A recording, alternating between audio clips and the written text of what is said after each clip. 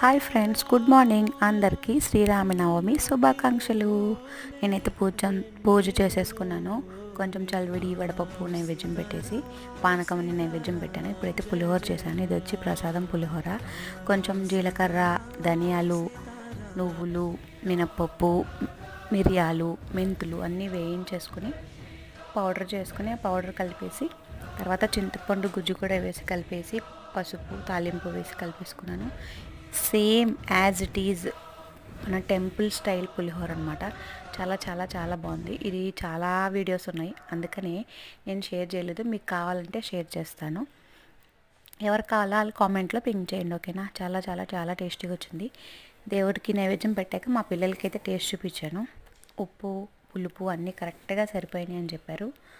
తర్వాత నేను కూడా టేస్ట్ చేశాను. టేస్ట్ అయితే చాలా బాగా వచ్చింది. Thank you for watching my video. Please subscribe.